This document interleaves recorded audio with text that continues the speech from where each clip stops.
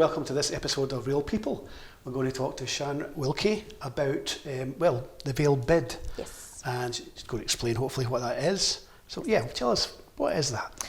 So Alexandria BID is something that was born out of the Alexandria Traders Association. So as a local business, I own Wilkie and Ryder Opticians, I'm sure you're aware of, in Alexandria High Street, and we and a handful of other traders were finding it really difficult to see what was happening in our town. Things like money being spent on the fountain, being refurbished where there was loads of other things that really needed attention and money from the council.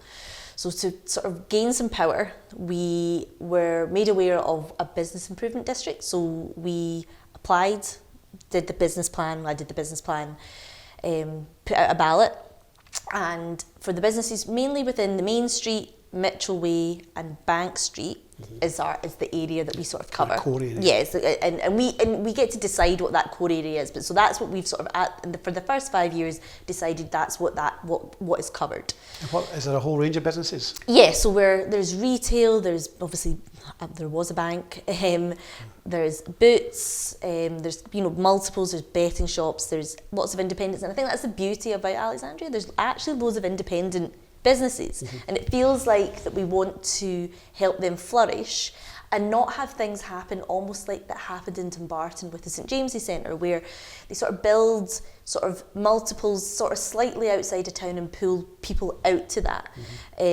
We're in such a fortunate position of being near Balloch as well, so there was loads of reasons why Alexandria should be a thriving town, whereas it wasn't really seemed to be hitting the mark, and it didn't seem that anybody really knew that we were there. Trying to get signage on the A82 to say to come Alexandria was even a place. Yeah, bypass. Yeah, this is what it says. It takes people away from the place. It takes us away from the place, Yeah. and to try and get any, even having sort of traders meetings around that, you need to be at a certain level to even be able to get the Scottish roads to even entertain that.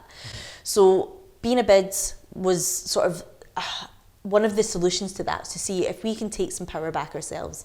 As businesses, we pay a levy based on our rateable value into a pot, and that pot of money then gets used for sort of 5 core goals that we've decided that we're going to focus on for the first 5 years. And what would they be? So they're all about like aesthetic, footfall, sort of getting the brand of the town to look, to really make it more of a destination for people to come to. That's interesting. Would that even go down to things like deciding how the main street should look? Yeah, so that's the thing for us, is like coming into Alexandria, okay, it would be great to get a sign, but you don't want people to come to Alexandria and then be like, oh, what is this? We want it to look inviting. We want the aesthetic to be pleasing for somebody to come in, that they've stumbled upon a nice historic town and it's got all these nice independent shops. And yeah, it doesn't look like they're all closed, because quite a lot of what we've got in Alexandria are maybe takeaways that are maybe closed during the day and open at night. Yeah. So the aesthetic of the town, if you're driving through during the day, might look like half the place is closed. So having some influence in maybe putting better shutters up or shop fronts and all these different things to make the place look better. Okay. And is there a fund for doing that sort of stuff? Yeah, so like I said, all the businesses pay into a levy. Yeah. But being a bid, it sort of gives us access to loads of grants and other things that are happening. So you know how the banking hub is now opened where the old M&Co is? So the other part of M&Co, which is round the corner of Mitchell Way, we're hoping to acquire that and create it into a post office sort of community hub. So that's part of the funding that we're trying to get grant funding for. Also, we've managed to secure, there was regeneration of Mitchell Way happening, but I went to the council, I think it was in May time, to say, if you're going to spend £800,000 on Mitchell Way, have you looked on Main Street?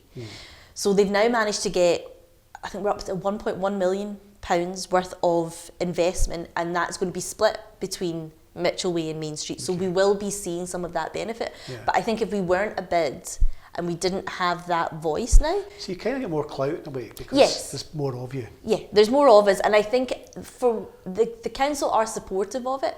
They are having to support this bigger voice, and I think it probably looks like it helps us help them rebrand, because I think what's happened previously with the council is that they have done things that we feel that we haven't been consulted on, and now that they're being a bigger group, we have to be kept in the loop. We have to be part of that conversation. Do you work with other societies and other groups in the area as well? So the community council we certainly work with and have been part of their meetings, and they're definitely involved and very, very supportive of everything that we're doing. That's good. Going forward then, you see a 5-year plan, which a lot of businesses obviously have. Yes. The next 1 or 2 years, what's going to happen, do you think? So year one was really just about admin and kind of getting everybody to know what we're doing and how we're doing it. So definitely year 2 is really about the business engagement. I think there is a bit of an apathy around what's happening and is this actually going to make a positive change? So getting out to the individual businesses and saying, look, this is what we can do. We've got a big social media presence, and we're managing to do stories about, for example, the Hobson's Choice, we did a story around them, and he got loads of positive feedback about that. So the community is really supportive of these independent businesses. So have you got a website, or do people find you on social media? Yeah, so social media is probably the best way to find Alexandria BID, and it's sort of a place to show what's happening in Alexandria, sort of what local businesses are promoting for the month, or what different events are coming up. And you obviously own Wilkie and Ryder, so you have a perspective from a business point of view. Yes. Did you find it an attractive thing to do, to be part of this? Yeah, for sure. I think it just helps us connect with the community and the other businesses, and to show that we are all working together. Has it let you get more insight into the other businesses? Yeah, I think so. I think we are all really interested in making Alexandria better. I think there is much more of a collective voice that really want that to happen. I mean, I remember Alexandria in the 70s. Yeah. When it was really quite a different place. You had Peter Weir's, you had all these different, shops and McAllister's that were well known and been there for years. And it'd be lovely to kind of, and maybe it's been a bit silly or nostalgic, but you know what I'm trying to say? For sure, and I agree with you. There is a bit of nostalgia, and can we kind of get back to that? But I think we need to try and preserve what we have for sure, and build on that, and not lose ourselves to, okay, Lidl's, how do we maximise that to benefit our town? So some of these changes will happen, but how can we get them, because they will be part of the bid, because they're within the area now. Personally, I think because they've opened up Mitchell Way, and you can see across the valley, it's a lot nicer than it was. Yeah, it's not as enclosed. The aesthetic of that for sure is much better, but it's now engaging with these multiples who have the money and will be paying sort of, their rateable value will be high, so they'll be paying into this. So it's beneficial for them to engage with the local community and say, okay, so how can we help with what you're trying to achieve? So what in 5 years' time would you like to see there that isn't there now? I think an improvement in aesthetic. I think reopening the post office. So I'm the postmaster for Alexandria now.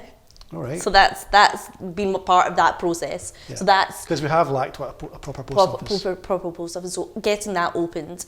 Obviously the Bank of Scotland's now closed. So the acquisition of that building, who's going to acquire that? What's going to happen there? Yeah, I hope that building's preserved, because it's part of the history of the town. Yeah. It really is. Yeah. And it's quite an old, important place. For sure. And they have knocked down a lot of really lovely old buildings.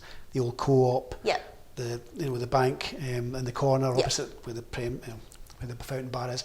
There's some lovely buildings which, in hindsight, could we have redesigned them some way? Yeah. So things like that. I think keeping some history, getting some better signage, getting people back into shopping in Alexandria is important, because what was so nice during COVID is that people rediscovered the town and came back. And then a series of roadworks and things like that happened, and closures that people then moved out again. So it's trying to get people to rediscover what we're doing.